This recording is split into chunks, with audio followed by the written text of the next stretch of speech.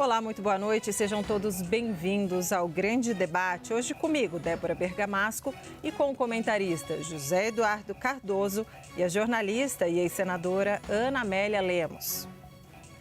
Foi divulgada hoje a primeira pesquisa Atlas Intel Bloomberg desde a revelação do áudio de Flávio Bolsonaro a Daniel Worcaro para pedir o financiamento do filme sobre o pai, o ex-presidente Jair Bolsonaro.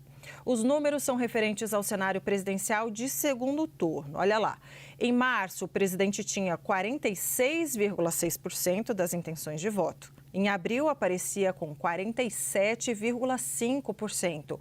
Hoje lidera com 48,9%. Enquanto Flávio Bolsonaro tinha 47,6% em março, foi para 47,8% e agora soma 41,8%. Os que votariam em branco, nulo ou não sabem eram 5,8% em março, foram para 4,7% em abril e agora são 9,3%. A pesquisa Atlas Intel Bloomberg ouviu 5.032 eleitores entre os dias 13 e 18 de maio. A margem de erro é de 1 ponto percentual para mais ou para menos, com nível de confiança de 95%. O levantamento foi realizado com recursos próprios e está registrado no Tribunal Superior Eleitoral. Então vamos ao debate. Muito boa noite a todos que nos acompanham. José Eduardo, Ana Amélia, boa noite para vocês. José Eduardo Cardoso, começando contigo. O desgaste de Flávio Bolsonaro apontado pela pesquisa Atlas é momentâneo ou está consolidado? Olá, Débora, olá, Ana Amélia.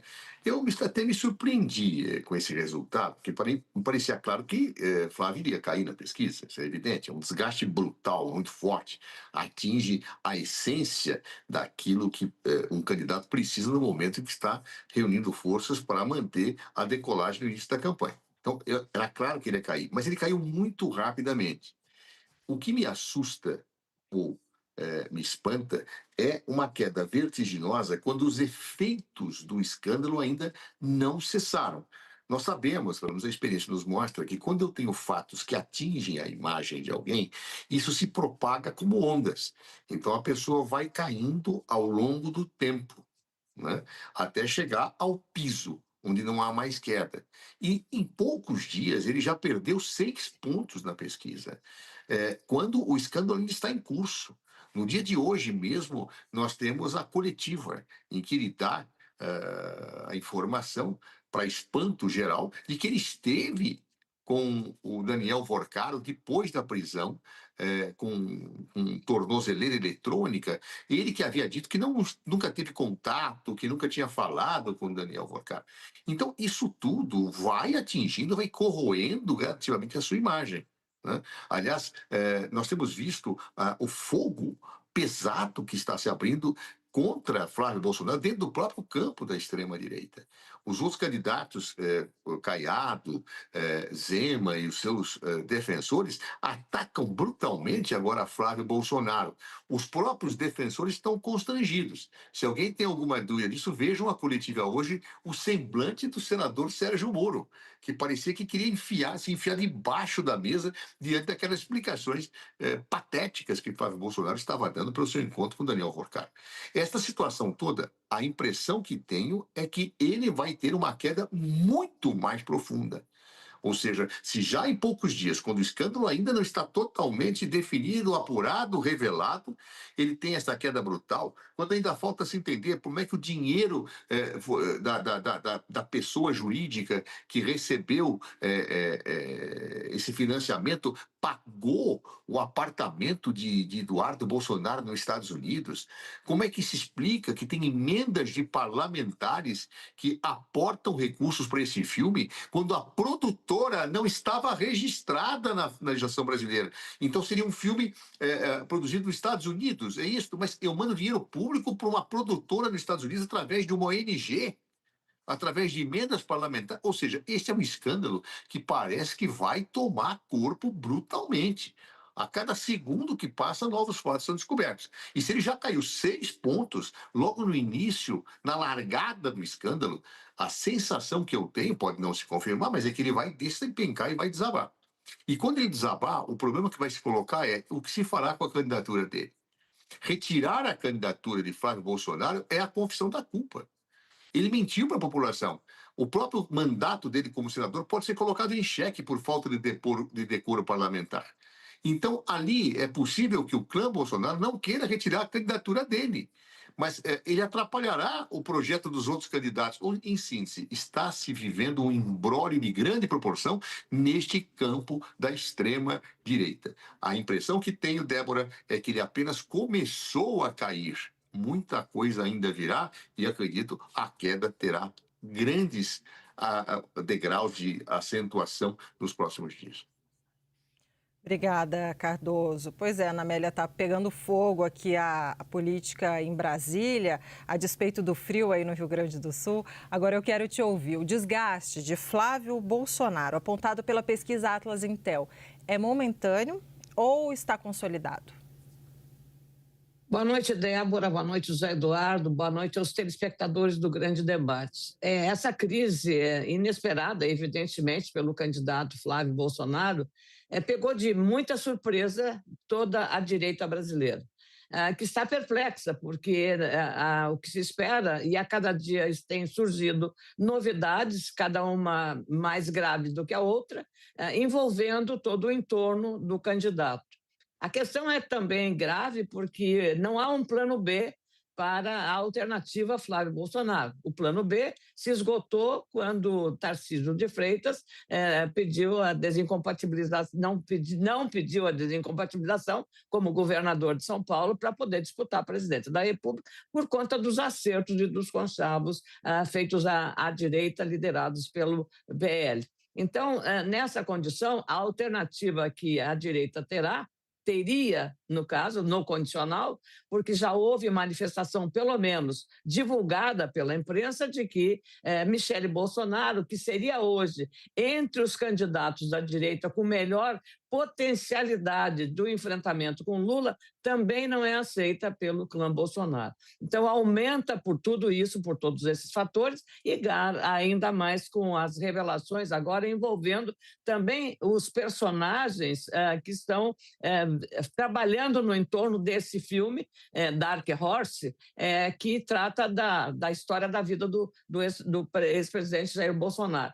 E mais ainda, porque aquilo que o Flávio falou, de que não havia dinheiro público nesse processo, agora está se envolvendo também emendas parlamentares, que é dinheiro público, nessas operações. Então, há uma trama muito perversa para o candidato, que teve um crescimento extraordinário, surpreendente até, na largada dessa disputa pelas pesquisas eleitorais, e como o efeito foi tão profundo que foram perdidos 6 pontos percentuais numa semana.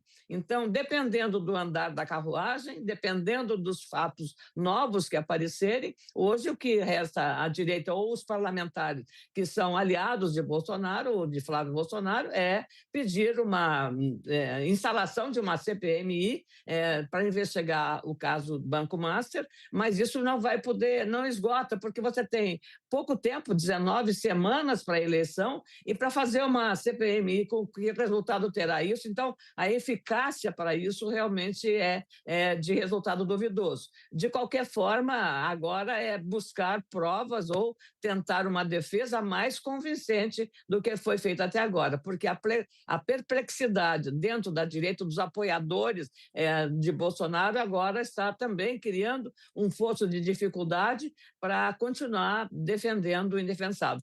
A queda de 6 pontos percentuais também houve um aumento do número, nessa pesquisa, a Atlas Bloomberg, um aumento da pesquisa dos indecisos, exatamente por refletir um cenário de indefinição no quadro, que hoje, claro, favorece francamente a reeleição para o 4º mandato do ex-presidente, do atual presidente Luiz Inácio Lula da Silva. Então, é uma guerra que estamos vivendo, eu diria, um momento da disputa maior. Agora, depende do que vai acontecer amanhã ou depois dela. Débora, porque uma eleição e um fato desses, você sabe como começa, mas não sabe como termina.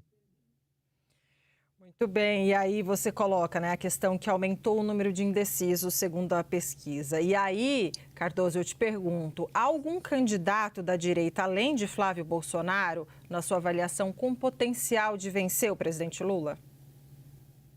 Olha, Débora, é muito difícil ter essa resposta nesse momento. A sensação que eu tenho é que não. Claro, eu não vejo uma aglutinação de forças em torno do Zema, em torno do Caiado, ou até de um eventual nome novo, como falou a senadora Ana Amélia, da Michele Bolsonaro. A Michele Bolsonaro, ela tem muita rejeição na própria família e no entorno do ex-presidente. Então, eu não saberia dizer se alguém vai se credenciar nesse processo para ser ungido pela extrema-direita como o candidato do projeto desse agrupamento ideológico.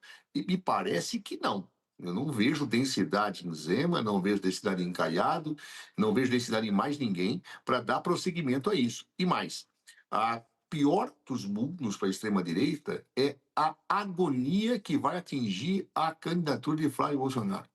Porque isso, se ele continuar caindo, e acho que ele vai continuar caindo, eu tenho concordância com a análise da Ana Amélia, ele não vai poder retirar a candidatura, ele vai ficar agonizando, isso vai trazer um desgaste para o campo político dele. A defesa que eles estão tendo, a Ana Amélia disse, olha, vamos propor uma CPMI, mas veja, os fatos que envolvem o Flávio já estão apurados. O que ele vai demonstrar quanto à sua inocência? Ele confessou tudo, está evidente, ele participou de reuniões, ele mentiu para a população. Um filme que vai custar 120 milhões, que recebe dinheiro público, quando eles diziam que não tinha dinheiro público. Quer dizer, por uma produtora que não está registrada no Brasil, eu mando através de uma ONG, para o que eu vi, pelo que eu li, para o exterior, para os Estados Unidos, o dinheiro público. Ora, francamente, isso é uma vergonha difícil. Inclusive, aqueles que seriam os defensores ideológicos mais próximos de Flávio vão ficar desestimulados. Como é que vai defender uma coisa dessa? É indefensável. É absolutamente defensável. Pode botar CPI, pode botar o que quiser. Os fatos são tão evidentes, tão claros, tão cristalinos, que não tem versão plausível que justifique a inocência de Flávio Bolsonaro. E de Eduardo, cujo tem lá uma casa comprada por esse mesmo fundo, que o seu advogado preside. Olha, francamente, é uma lambança de tamanha proporção que, acredito, leva a pique a candidatura de Flávio Bolsonaro, que vai ter que lutar nadando até o final, se conseguir. E isso atrapalha qualquer projeto de unificação do campo da extrema-direita. Eu, já alguns dias atrás, dizia aqui no grande debate que eu achava que seria uma grande carnificina a disputa do plano da extrema-direita, que os candidatos iam se digladiar. Mas eu não imaginava esse cenário. Quer dizer, um candidato que começa a agonizar, que é Flávio Bolsonaro, os dois vão se estapear para pegar a herança, o legado, mas terão que atacar Flávio Bolsonaro, mas não podem atacar. Ou, em síntese, uma situação muito difícil para a extrema-direita nesse momento, que, a manter-se esse quadro, Débora, eu acho que favorece imensamente a vitória do presidente Lula para o novo mandato. Nessa semana também surgiu um novo nome, né, de pré-candidato à presidência, que é do ex-ministro do Supremo, ou melhor, ministro aposentado do Supremo, Joaquim Barbosa, né?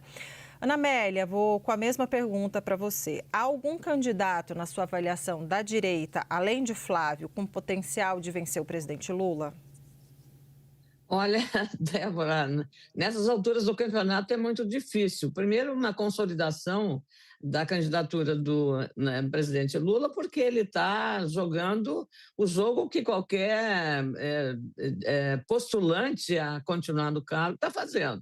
Ele está fazendo medidas de interesse eleitoral muito claras. E, claro, isso faz parte do jogo, né? Não dá para reclamar. Quem está no poder usa o poder a seu favor, não vai jogar contra, não vai fazer gol contra. Então, ele está fazendo esse jogo. Todas as medidas, a taxação da blusinha, os 5% os 5 mil reais de exoneração de pagamento do imposto de renda, a questão do 6x1, da jornada de trabalho.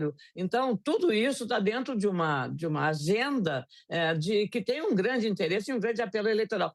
tão grande que nem a própria direita vai ter coragem, por exemplo, de ir contra a 6x1, a redução da jornada, ou contra a taxação da blusinha. A questão é que o governo precisa, como responsabilidade, a gestão correta, tratar também, se desonera para o produto importado, precisaria desonerar o mesmo produto no mesmo valor do produto produzido aqui no Brasil. Essa é uma questão de justiça. Então, e alguma compensação para a desoneração da folha, porque quem vai arcar, em última análise, com esse custo adicional vai ser o próprio consumidor, porque o repasse vai ser feito para o produto final. Eu digo aqui, o meu debatedor Zé Eduardo repetiu a frase, não tem almoço de graça, então o preço vai ser repassado. Então essas medidas não estão sendo feitas porque não há interesse de fazer isso, estamos num período eleitoral, o que conta é conquistar e cativar o eleitor e conseguir os votos. Por isso que hoje esse tema de jornada e também da desoneração ganha força dos dois lados, porque os candidatos, deputados candidatos à reeleição, ou senadores que disputam a eleição, todos vão estar, que já estão com mandato e se disputam a reeleição, estão querendo apostar para não desagradar o eleitor. E todos são claros em dizer e reconhecer isso. Então, essa é a outra dificuldade da sociedade brasileira hoje, em relação a essa disputa lamentável que a gente está vendo aí, é um jogo de grupos de interesse. E também o que vai acontecer no cenário? É claro, o governo, que tem o poder na mão, tem a máquina da Polícia Federal, tem uma série de instrumentos e mecanismos de botar o adversário contra a parede. Claro que tem, e pode fazer isso. É claro, não estou suspeitando que haja nenhuma ilegalidade no que está acontecendo, nem na investigação da Polícia Federal, não é isso, mas há mecanismos para isso. E há mecanismos da direita também de buscar alguma prova que possa atingir o adversário. O jogo é esse, é um jogo bruto. E quanto mais acirrada for a disputa, maior será essa guerra, minha cara Débora. Não há a eleição aqui, nós estamos acostumados a ver isso, como isso acontece. E, lamentavelmente, o fim não é sempre o bom para a própria democracia.